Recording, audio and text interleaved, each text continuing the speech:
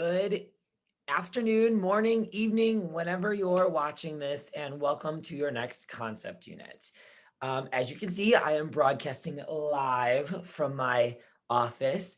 So campus this summer is open, and I do believe that we will be open for the most part in the fall. So that's exciting news. I plan on being in my office on Tuesdays and Thursdays. I'm going to try to get here from 9 a.m. in the morning and stay till about noon, maybe 1, and then hit up the gym here on campus before I leave. So if any of you would like to come meet me in person or ask me questions about your speeches or go over things for the class or pick your classes for next semester, I should be here on Tuesdays and Thursdays.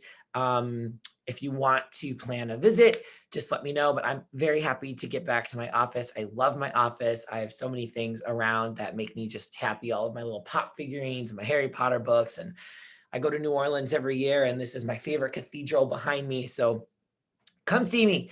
I'd love to meet you all in person and discuss things about the class. So you did not have a video walkthrough for the past couple of weeks. I felt like that information was a little bit more straightforward. I was also super busy traveling, so I apologize for that. I made some plans to go visit some friends who live out of state and family who live out of state. So it was really nice to kind of do that and recharge a little bit. But now we're diving back into things. So this week you only have one major assignment, and that assignment is to provide comments on your fellow classmates' narration speeches. So I'll go over that, but I'm giving you the entire week to learn a major chunk of information. I mean, this stuff that I'm going to teach you this week would take about a week and a half to 2 weeks in a normal face-to-face class. So due to the nature of this course only being 8 weeks, and in the summer, I am kind of combining this week and a half, 2-week lesson into 1 week, because next week you'll have to learn about informative speeches. You'll have an assignment where you identify and apply everything that you learned this week. And then we're going right into the informative speeches. We're more than halfway done at this point. So we're just going to keep on moving along. So let me share my screen here and show you what you're going to be responsible for the week. All right, so you pop onto your Blackboard and you see all this stuff. Let's go into content units here. We will scroll down and we will go into week 5. So you'll notice that you're going to learn how to build a speech from start to scratch, and you'll apply this for your informative speech, which is coming up next. But you build a speech from start to finish the same way you would an informative speech as you would a persuasion speech. So while you just gave your narrations and those are a little bit more literary or story-like in nature, speeches require the same type of format like an English paper. You got your intro, your body, your conclusion. You'll have sources, you'll have transitional language, those kinds of things. So that's really what we're focused on learning this week. You'll see that you only have one major assignment due. That'll be due on Monday, but you have a lot to watch and a lot to read. And everything that you need to read and watch this week, you'll use for your assignments next week. So if you find yourself getting a little busy with work, this might be a good week to pack on more hours, to focus on you, to do some fun stuff. As long as you finish your narration speech evaluation assignment, there's nothing else due this week. It's just reading and watching and learning. But if you try to read and watch and learn everything next week while you're doing the assignments that I'm having you do are going to be very heavy-handed. They're long assignments. Each assignment will probably take you a few hours. There's going to be 2. So if you're trying to do this week and next week at the same time, you might get a little frustrated and you'll be at your computer on your desk for quite a few hours. So I would read, watch, and learn everything. Take good notes this week. So going into next week, when you learn about informative speeches and then have to apply everything that you learned this week and next week to your assignments, you've got your notes, you've refreshed your memory. You don't have to kind of do it all at the same time. So split it up. You've got 2 units this week. I would get half of the stuff read and learned by Wednesday, and then the other half of the stuff read and learned by Sunday. And then that sets you up going into next week really well.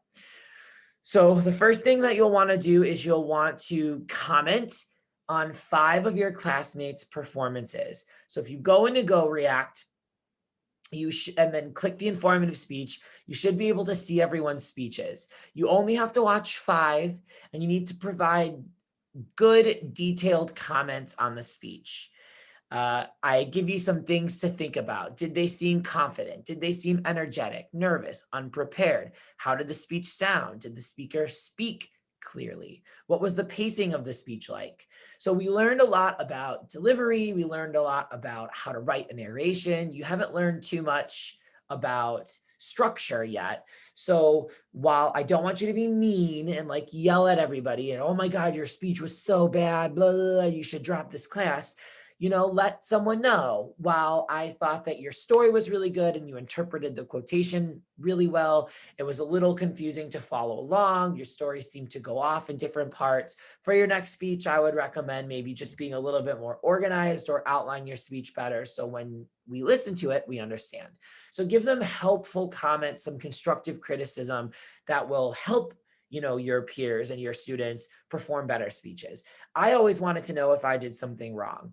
And I'll add comments and I'll click numbers on your rubric, but I think sometimes hearing from your peers is a lot more informational than hearing from your teacher, because there's only one of me, but there's so many of you, and you all are watching each other's speeches too, not just me. So you need to comment on 5 people's speeches. You'll have to do that by the end of the week, and that is worth 10 points. So do not turn in anything here. You just go to Go React.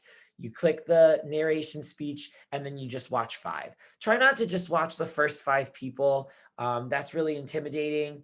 Also, like if you see that someone has a lot of comments already, go watch somebody else's. So scroll down, go in the middle, randomize it however you want, but please don't everybody just jump and do the first 5. That would be, everybody should get some feedback. I know that you all want some feedback. So I split this week into 2 parts. Part 1 is going to be building a complete speech. So I'll teach you how to start a speech from the beginning, the middle, and the end. What you're supposed to do in the intro, what your body should look like, and what your conclusion should look like. I'm really obsessed with Star Wars, so I themed this lecture off of Star Wars. So I hope that you enjoy that. As always, if you need other examples or information that's not so closely tied to Star Wars, just let me know. I'm happy to help you. So this kind of explains what you're going to learn. Your first part of this lesson is intros and conclusions. A lot to read here. All right. You've got a huge chunk of text. This is from a different textbook that I uploaded. So just go ahead and click that. It'll link you to the PDF. Lots of stuff here. Take lots of good notes. You're going to need this. I'm going to warn you that I do grade pretty heavily on the introduction. The introductions are usually worth about 20 points total, 15 points total of your full speech. The intro is very important. It's how you set up the stage for the speech. So if your intro kind of sucks, the rest of your speech is going to also suck. So I know that this is a major chunk of information to read, but read it, take notes. This will help you with your speeches. It will help you with performances in other classes. It'll help you with English papers, with sales pitches, with itineraries that you're making. So learning how to hook people in at the very beginning of your speech is really, really powerful. So pay attention to that. Spend your time reading this chapter. I think it's very important, and everything that this author suggests is what I will be looking for in your speeches from here on out. Then you have a little bit of stuff to read from your textbook. So you've got about 3 pages to read from your textbook, but the majority of what you'll read here is there. I've got my lesson, so my video lecture that you can watch. I would read these 2 things first, then watch my lecture. And then here I gave you an example of what my introduction might sound like and what my conclusion might sound like if I was giving a speech, I believe, about the construction of the Death Star. I can't remember what my example here is, but I just did a cute little example in my kitchen. So watch that after you've read what an intro and a conclusion should look like. This is what an intro and conclusion would sound like in a speech. So you'll see there's nothing to complete there, just read and watch. We go back to our folder. You've read about intros and conclusions, then you want to read about the body. So similarly, like the intro and conclusion lesson, here you've got some stuff to read in your text. You've got a video to watch about transitional language and statements for public speaking. This is from our favorite communication coach, Alex Lyon. You know that I love him. I think that he's great. So watch that. And then again, this is another little mini video lecture that I've uploaded. It is what I call the 4S method. This is kind of a step-by-step guide on how to enter one main point, talk about everything you need to, and then flow into your next main point and connect everything together. So you have 3 main points in your speech. Those main points should have subpoints, and then you should have transitions between each main point where you let your audience know, hey, I'm done with main point 1. I'm going to move on to main point 2. Just a reminder, this is what main point 2 is about, and this is how we're going to learn it. So you'll do that between and throughout all 3 of your main points. So this is kind of like a little lesson that it's only like 11 minutes or 12 minutes of like more like advice or suggestions on how to like connect the dots throughout your speech. So the majority of your information for your body will come from your text. And then these 2 videos will kind of help layer on to what you read. Click that. And then, so your intro and conclusions are here, your body is here, and then you'll move on to part 2, which is your sources. This is a huge chunk of this week. So you have 3 things that you need to do for evidence. Evidence is very important. You can't just say things in your speech and not back them up. So you'll learn about what the difference between empirical and universal claims are. You'll learn about the different types of evidence. You'll learn that, sometimes the first thing that you find on Google isn't the best thing. So this lesson is going to be really influential throughout your college career, throughout your adult career. You can't just believe everything that you hear. Unfortunately, I think too many people do. And that's where we get into trouble with politics and social media. But like, you got to cite your sources. You got to make sure that the sources that you're citing are credible. And you got to make sure that you've kind of covered yourself with your research. So the TV show where I think everybody just believes what they hear and nobody is saying the right things is Game of Thrones. There's so many things happening in Game of Thrones where notes are being sent and people believe that they should be the king or the queen and other people believe differently. And there's all this disagreements and there's all these battles and people just need to chill, figure out what's happening, evaluate their best plan of action, and then go forth throughout the realm. So I thought that theming evidence around Game of Thrones was pretty funny. So hopefully you'll enjoy the Star Wars lecture, and then hopefully you'll enjoy the Game of Thrones lecture. But we broke this down into 3 parts. So the first part is gathering, or the different types of evidence that you might learn about. So here you'll have something to read in your text. You'll got a video lecture from me, 20 minutes here. So go ahead and read and watch those. Then you'll go back. Then you want to learn about evaluating. Once you find a source, that doesn't necessarily mean that you should use it. You have to evaluate whether or not this source is current, whether it's reliable, whether it's accurate, what the purpose of the source is for. Is it to persuade? Is it to entertain? Is it to inform? So there's a bunch of questions that I'm going to ask you about your sources. So go ahead and read more of your textbook. And then here's where you got quite a few videos to watch. So this is a YouTube video from Winona State. It covers the 3 types of major sources that you might find: popular articles, scholarly articles, and trade articles. So read what the difference of those are and when you should use them in your speeches. You've got the crap test, which I think is just hilarious and awesome and funny, but this is a nice way to evaluate sources to make sure that what you're using in your speech is actually accurate and correct. Then you've got a couple more advice or tip-based blog-like sources. So here you'll learn how to use Google Scholar. It's really similar to our library databases. So when you need to find more scholarly articles, you'll need 1 scholarly article for your persuasion speech. So you might want to get some practice on your informative speech, but here is that. Here's another video about Google Scholar. And then I have 2 videos about Wikipedia. Now, you should not be using Wikipedia for your speeches, but Wikipedia can be very helpful learning how to research. So as you're reading something on Wikipedia, at the very bottom of Wikipedia, there's like a works cited or a reference page, and those will link you to all of the original sources. So if you find something on Wikipedia that you want to include in your speech, you don't want to cite Wikipedia. You want to find that original source in their bibliography all the way at the bottom and then cite that. Go to that website, go to that page and make sure that that information is accurate. So these are 2 videos that are a little bit longer. Well, this one is, that teach you how to use Wikipedia appropriately. All right.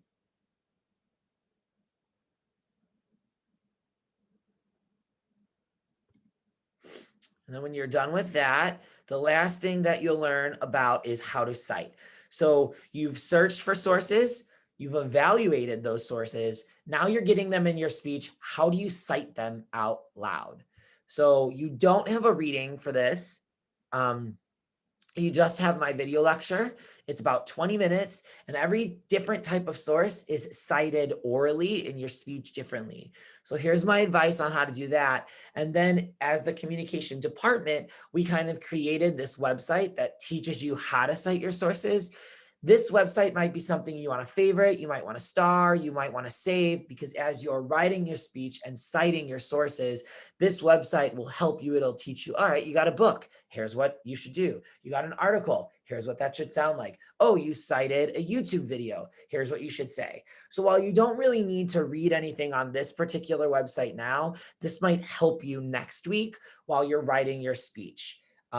Getting sources on your note cards, those kinds of things. So really just kind of watch my video and know that you might want to use this later as you're writing your speech. And then that's it. So you don't have anything else to do. You don't have any assignments besides commenting on each other's speeches and reading and writing. Please take this lesson seriously. This is like the fundamental building blocks of your speech. If you don't understand anything that you read in this lesson, in the intro, conclusion, body, and then in the sources, you're going to have a tough time in the next two speeches.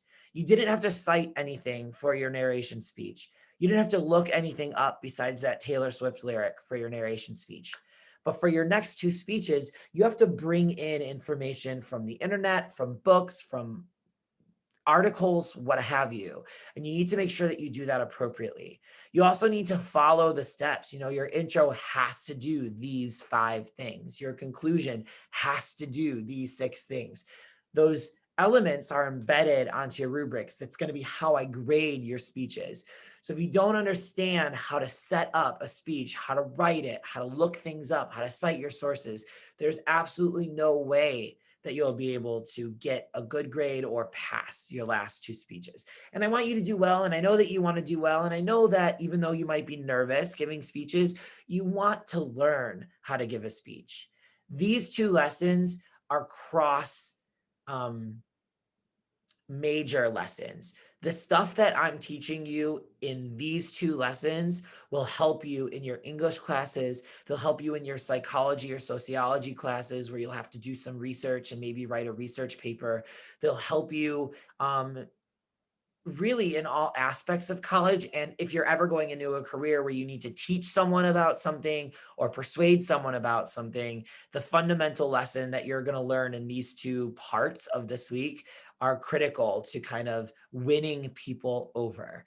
So it's a lot. It's a lot to read. It's a lot to watch. It's a lot to learn. I'm totally aware of that. I'm so sorry, but you all are rock stars. You took this in the summer. We're combining multiple units into one.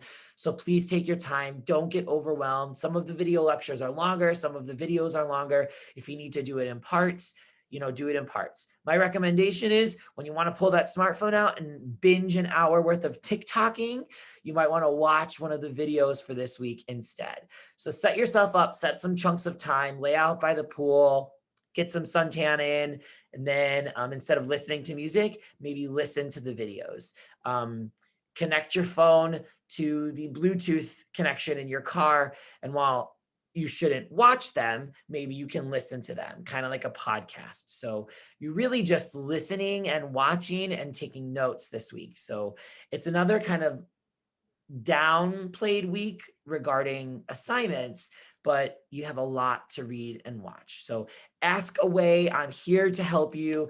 I'm still grading your speeches and getting you all caught up. So you should be seeing things in the grade book kind of slowly change and adjust. But as always, if you have any questions, comments, or concerns, please let me know. Have a wonderful, wonderful week.